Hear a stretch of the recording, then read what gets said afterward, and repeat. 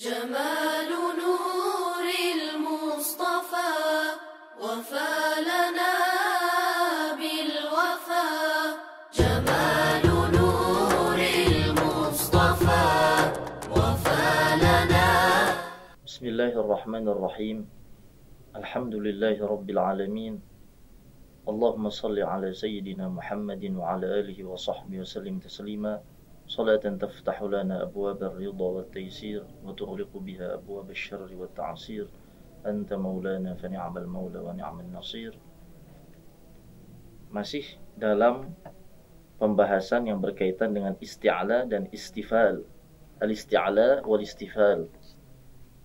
Sifat tinggi dan sifat rendah. Ada pembahasan at-tafkhim wa tarqiq, tebal dan tipis. Nah, ini tafkhim dan tarqiq perlu digarisbawahi, itu tidak hanya ada pada pembahasan huruf ra. Ra ini tafkhim atau tebal atau tipis ra-nya. Tafkhim tebal, tarqiq itu tipis. Tidak hanya ada pada huruf ra, tapi pada huruf-huruf yang lain pun ada tafkhim dan ada tarqiq. Yang mana kedua ini bukan sifat. Kedua ini bukan sifat tafkhim dan tarqiq ini, akan tetapi ma yunshi min tilka sifah atau mustahaqqus sifat, yang timbul dikarenakan sifat. Seperti seseorang memiliki sifat dermawan. Yang timbul dari sifat dermawan, maka orang-orang lain, manusia-manusia yang lain akan suka dekat dengan dia. Nah, itu dekatnya orang-orang karena kedermawanan seseorang itu adalah timbul karena sifat seseorang. Nah, ini tafkhim dan tarqiq ini timbul karena sifat. Tafkhim itu timbul karena sifat isti'ala, dan tarqiq itu timbul karena sifat istifal. Tafkhim itu tebal, timbul karena sifat tinggi, dan tarqiq tipis itu timbul karena sifat rendah. Fat tafkhim istilahan, adapun tafkhim secara istilah adalah simanun ketebalan, yadkhulu ala jismil harfi, yang masuk pada satu huruf. Fayamtali'ul famu, maka mulut itu penuh bisadah, dengan dengungan, dengan bahasa kitanya itu pantulan suara, itu soda. Nah, itu timbul karena tebalnya satu huruf. Adapun tarqiq kebalikannya, tipisnya atau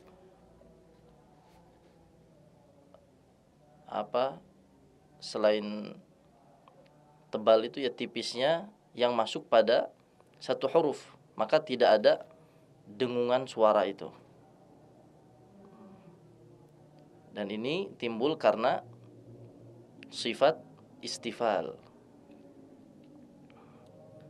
Nah, ini hubungan antara isti'ala dengan tafkhim itu disebutkan di sini alaqatun tardiyatun, alaqah tardiyah, ghairu aksiyah, tidak kebalikannya. Maksudnya apa? Setiap huruf isti'ala pasti dia memiliki tafkhim, ketebalan di dalam hurufnya. Walaysa kullu mufakhamin musta'lin. Tidak setiap huruf yang tebal itu dia sifatnya isti'ala. Jadi setiap huruf isti'ala, setiap huruf yang memiliki sifat isti'ala, yang memiliki sifat tinggi, pasti dia tebal hurufnya. Dan tidak setiap huruf yang memiliki ketebalan dia itu memiliki sifat isti'ala. Nah, itu. Di sini walit tafkhimi maratibu khamsin.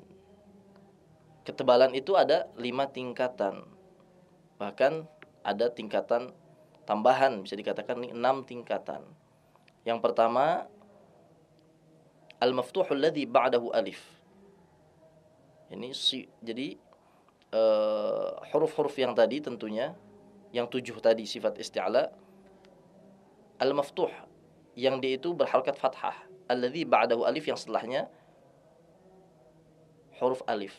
Contohnya dalam surah At-Taubah ayat 118, daqat, atau surah Al-Ghasyiyah. Al-Ghasyiyah. Hal ataka hadithul Ghasyiyah. Gha. Nah, itu huruf yang memiliki sifat isti'la, setelahnya alif. Dan dia berharakat fathah, setelahnya alif. Kemudian yang kedua, urutan yang kedua ini maratib, tingkatan. Berarti yang paling tinggi itu yang tadi. Kemudian yang lebih rendah, dan seterusnya. Al-maftuhul ladzi laisa ba'dahu alif.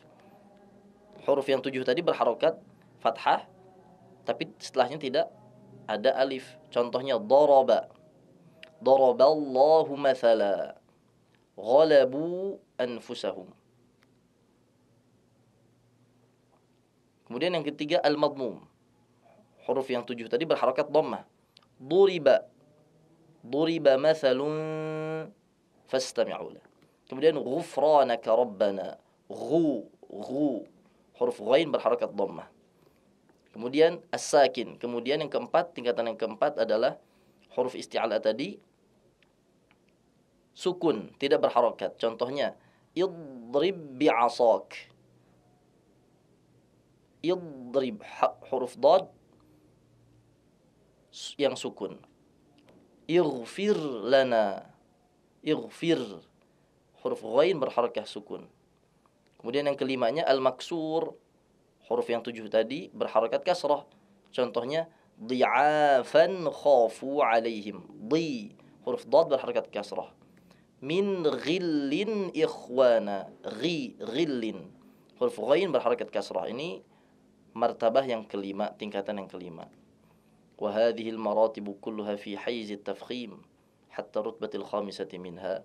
Ini yang 5 tadi masih dalam kategori tebal sampai tingkatan yang kelima tadi. Akan tetapi satu dengan yang lain itu berbeda ketebalannya.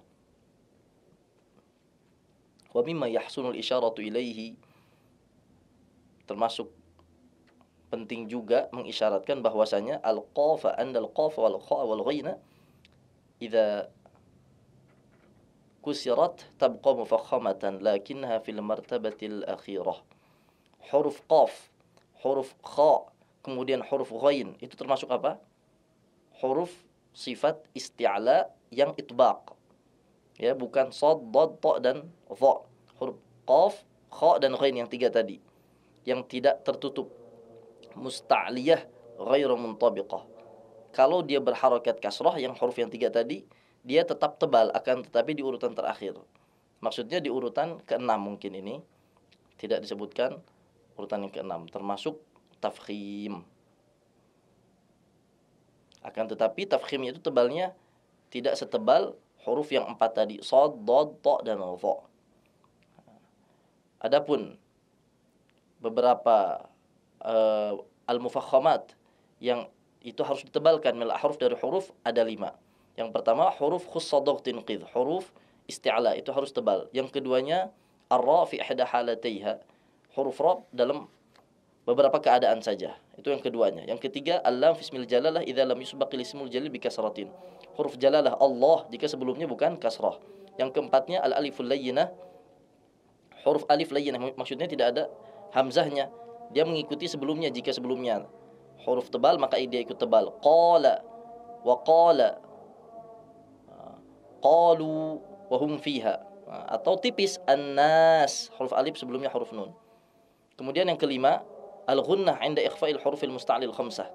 Huruf ghunnah atau dia ghunnah ketika mengucapkan ikhfa.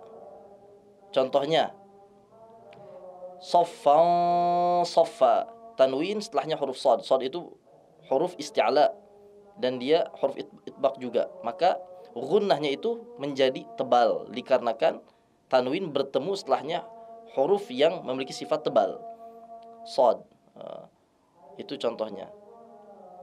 Wa man qal, itu contohnya. Jadi ada 5 perkara yang harus ditebalkan dari huruf. Wallahu ta'ala alam. Wal 'afu minkum. Wassalamualaikum warahmatullahi wabarakatuh. جمال